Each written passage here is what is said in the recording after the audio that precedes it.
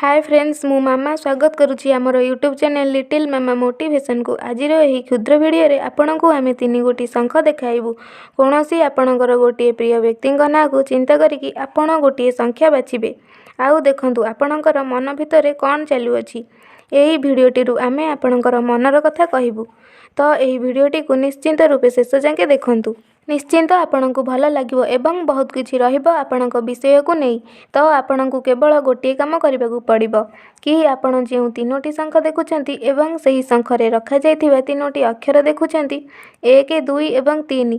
तो सेथिरु कोनोसी गोटे नंबर ताहा सहित आपणकर कोनोसी गोटे प्रिय व्यक्तिंकर ना को बा तांकर चित्रपट को भाबी बा सेमानक विषय रे भाबिकी आपण कोनोसी गोटे संख्या को बाछंतु। जदि आपणक मनरे 2-3टी प्रिय व्यक्तिंकर छवि आसुअछि तो आपण जण जणकर प्रत्येक विषय को नहीं आपण अलग अलग देखि पारंती। प्रत्येक को नहीं अलग अलग संख्या को नहीं आपण देखि पारंती। किंतु सबुठारु बेस्ट रहिबो आपण कोनोसी गोटे अति प्रियर व्यक्तिंकर चिंता करी बा ध्यान करी आपण कोनोसी गोटे संख्या को बाछंतु।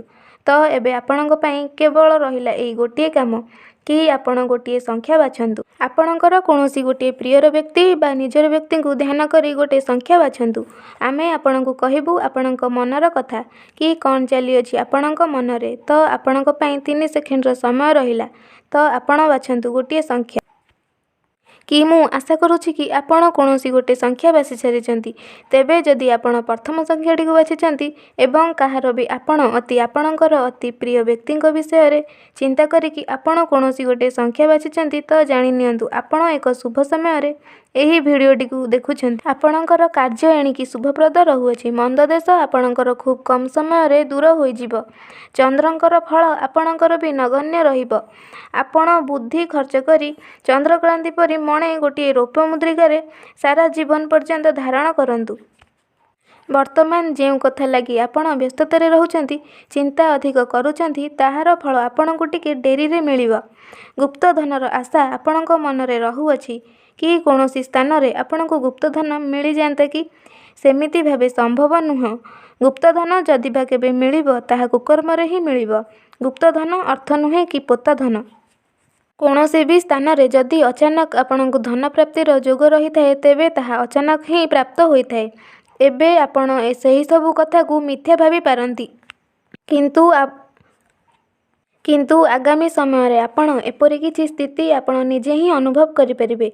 आपण आपणक हस्तरे अजथारे खर्च करंतु नहीं। आयर सदुपयोग करंतु। आपणकर अर्थर सठिक तालमेल रखंतु। कारण आपण बहुत अजथा खर्च करूछंती एवं सेथिपई बहुत चिंता मध्य करूछंती। किंतु एही विषय प्रति आपण ध्यान दियंतु। अर्थ संचयर अधिक ध्यान रखंतु एवं सबुठारु मुख्य कथा जदि आपणको कुहा जिवो जहा कि भिडियोर टाइटल रही अछि कि आमे आपणको आपणक मनर कथा कहिबू। एहा अर्थ आपणकर समस्त दिग को नै कथा कुहा गला।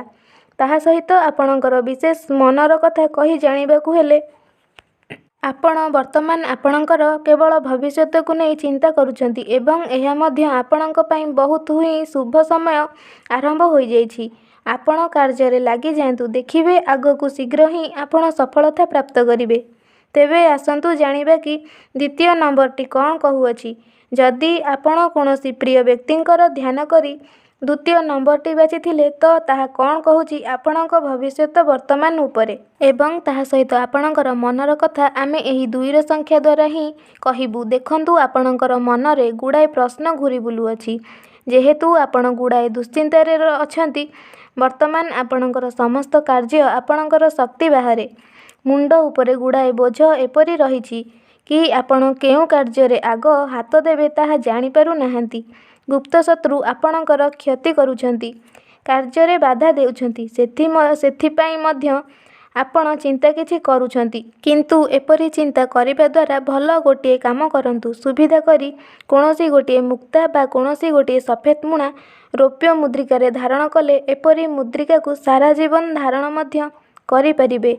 एवं जदि आमे आपणकर मनर कथा कहिबाकू जाउछु कि आपण जानि नियंतु कि आपण एक बड़ दुश्चिंतारे पड़ी जाइछंती। गोटे धर्म संकट रे पड़ी जाइछंती। कौन करिवे नाही एपरि किछि संकट रे वर्तमान अछंती। किंतु एहा क्षण मात्र देखिबे 2-3 दिन मध्य रे एहा आपणकर समस्यार समाधान होई जिवो। ଏବଂ ଆପଣଙ୍କ ପାଇଁ ଆଗକୁ ବହୁତ ହିଁ ଶୁଭ ସମୟର ଆଗମନ ହେବାକୁ ଯାଉଛି। ତ କୌଣସି ବିଷୟକୁ ନେଇ ଅଧିକ ଚିନ୍ତା କରନ୍ତୁ ନାହିଁ। ଏବେ ଆସନ୍ତୁ, ଯଦି ଆପଣ ତୃତୀୟ ନମ୍ବରଟିକୁ ବାଛିଛନ୍ତି ତ ତୃତୀୟ ଶଙ୍ଖରେ ଥିବା ନମ୍ବରଟିକୁ ବାଛିଛନ୍ତି ତ ତାହା କ'ଣ କହୁଛି ଆପଣଙ୍କ ମନର କଥା ଏବଂ ଆପଣଙ୍କ ଭବିଷ୍ୟତ କିପରି ରହୁଅଛି। ବର୍ତ୍ତମାନ ଦେଖନ୍ତୁ, ଆପଣ କୌଣସି ଚିନ୍ତାରେ ବ୍ୟତିବ୍ୟସ୍ତ, ସନ୍ତାନକୁ ନେଇ କୌଣସି କଷ୍ଟ ଭୋଗ କରୁଛନ୍ତି। ମନ ମଧ୍ୟରେ ନାନା ଉଦ୍ବେଗ ଜାତ ହେଉଛି। ଯାହା ଭାବୁଛନ୍ତି ସେ କାର୍ଯ୍ୟ କରିପାରୁ ନାହାନ୍ତି। ଅନ୍ୟମାନଙ୍କ ଲାଗି ବିଶେଷ ଚିନ୍ତା କରୁଛନ୍ତି। ଆଶାତୀତ ଧନ ମିଳୁନାହିଁ। ପାରିବାରିକ ଅଶାନ୍ତି ଓ ସ୍ତ୍ରୀ ବିମନ ହୋଇ ଗୃହ ଶାନ୍ତିରେ ବ୍ୟତିକ୍ରମ ଘଟୁଛି। ତେବେ କ'ଣ କରାଯିବ? ଆପଣଙ୍କ ଲାଗି ବର୍ତ୍ତମାନ ସମୟ ଭଲ ନାହିଁ, ତ ଆପଣ ଏହି ସମୟକୁ ଯିବାକୁ ଦିଅନ୍ତୁ। ଏହିପରି କିଛି ଦିନ ଆଉ ଲାଗି ରହିବ। ଆଉ ଗୋଟିଏ ବର୍ଷ ଆପଣ ଏପରି ଧନ୍ଦି ହୋଇପାରନ୍ତି। ଆପଣ ବର୍ତ୍ତମାନ ଗୋଟିଏ କାମ କରନ୍ତୁ କି ଆପଣ ସଦାସର୍ବଦା ଏହି ବର୍ଷଟି ବା ଆସୁଥିବା ନୂଆ ବର୍ଷଟି ମଧ୍ୟ ସମ୍ପୂର୍ଣ୍ଣ ରୂପେ ଆପଣ ହନୁମାନ ଚାଳିଶା ପାଠ କରନ୍ତୁ। ପ୍ରତ୍ୟେକ ଦିନ ଠାକୁର ଘରେ ହନୁମାନ ଚାଳିଶାର ପାଠ କରନ୍ତୁ। ଏହା ଆପଣଙ୍କ ପାଇଁ ସର୍ବୋତ୍ତମ ରହିବ। ଏବଂ କୌଣସି ଭଲ ପଣ୍ଡିତଙ୍କ ଜରିଆରେ ଆପଣଙ୍କ ଜାତକ ଦେଖାଇ ନିଅନ୍ତୁ। ଅର୍ଥାଭାବ ମଧ୍ୟ ରହୁଅଛି, ଯାହା ଆପଣଙ୍କୁ ରୁଗ୍ଣ କରିଦେଲାଣି।